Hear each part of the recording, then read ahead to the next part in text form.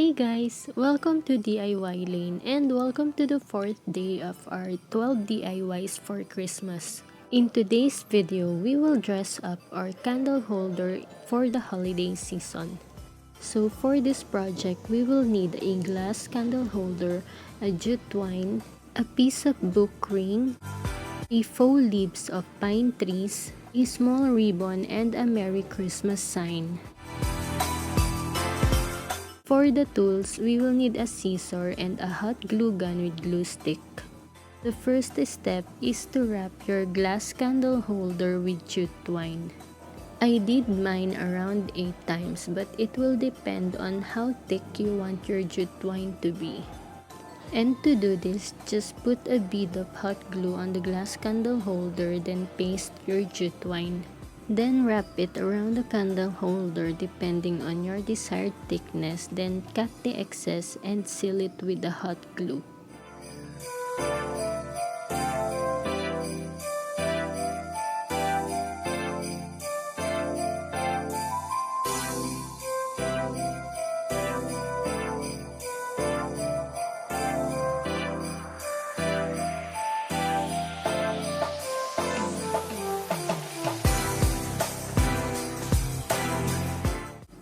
Then set aside your glass candle holder and grab your book ring cause we will wrap this also with jute twine.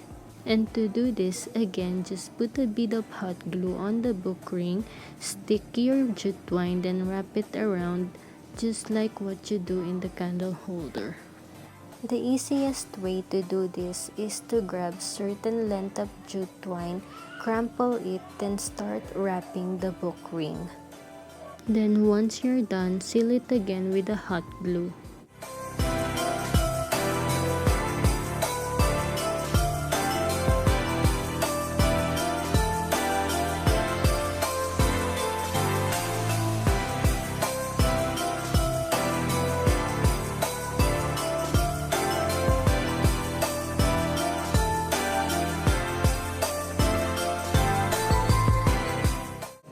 Now we will assemble the ring, so grab the ribbon and the faux leaves.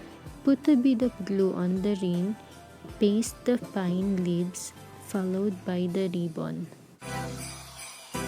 Now grab your candle holder, then paste the ring on the candle holder using a hot glue.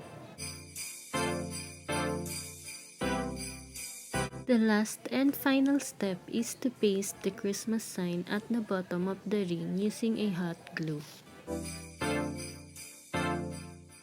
There you have it guys, another easy neutral decoration. You can also recreate this if you are in the Scandinavian theme this holiday season. If you like this video, don't forget to subscribe, like this video, and share it to your friends.